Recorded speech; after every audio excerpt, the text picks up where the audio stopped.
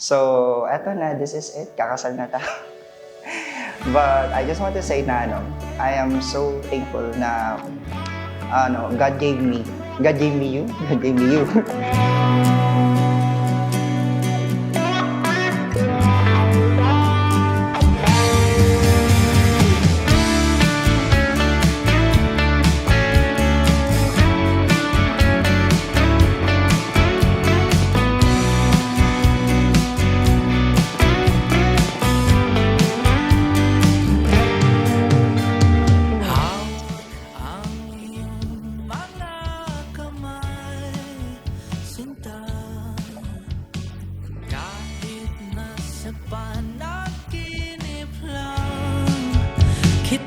Ako'y handang sumugal, makita. Wait lang, should I speak? Charot! Nasaan ka ba, mahal? Hinahanap ka na ng puso ko. Baby, ikaw lang talaga ang namin. Hi, love! Marami talaga tayong tawag sa each other, mga dear or whatsoever. Minsan tinatawag kitang, boy, girl. Pero sa lahat ng tawag ko, yung pinaka-favorite ko talaga sa'yo, yung tinatawag kitang love. Yes, that's my love. Sa nakaraan,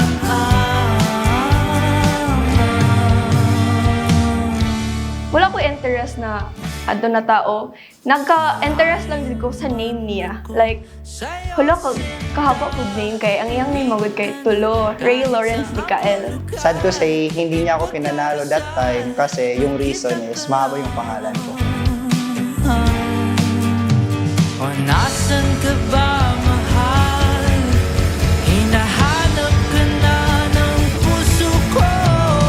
Baby, ikaw lang talaga ang namimiss ko sa tuwid-tuwid na. Sa tuwid-tuwid na. At baby, ako'y mag-aabang. Ipa-chat na ko si Kuan, tapos wala ko interest dyan na mag-entertain or whatsoever. Nag-hi lang siya. Tapos, ka-weird man sa name kay Kuan lang, kanang shortcut bitaw, tapos pikit-pikit na name. Nag-start kami talaga na mag-click around May 2023.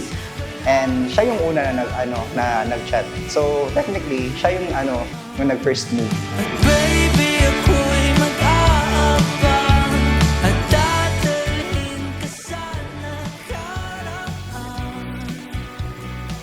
Sa nakaraan.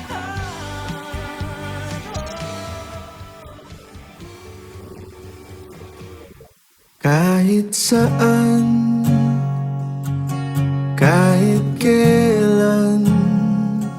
Well, as for me, I'm the type of person talaga na I date to marry.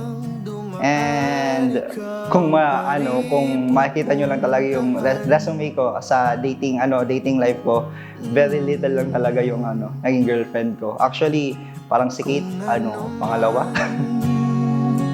Ang nararamdaman, asahan mong ako'y andito lang. I feel the same, parang na-attach ako na hindi ko pa siya nakikita talaga. Sabi ko na, ang gaan dito kausap. Then after that, parang nagulat na lang ako kasi ninay din niya ako, sasabihin daw niya sa mga friends niya, MU kami. Like, hindi tayo MU. Sure ba yan? Iyon, pagka midnight, sinalubong namin yung birthday ko. So doon na talaga yung parang, doon ko siya sinagot na birthday. Tapos wala lang, parang ang bilis lang ng pangyayari. Like, 2 months nang nag-uusap din, ganun. Alat, ngayon, ikakasal na. Baguhin man ng libo-libong buwan ang kulay ng kalangitan. Pangako ko hindi kita iiwan. You're the person that God sent me. And you're the person na ipapakasal sa akin. I'm just really grateful na ikaw. I'm just really grateful talaga na ikaw. Because you're the best talaga. Ikaw pa rin wala ka, siguro nag-give up na talaga ako sa life ngayon. Thank you for sticking with me and showing me na love mo talaga ako kasi I can really feel that. Thank you so much. I love you. Di na magbabago.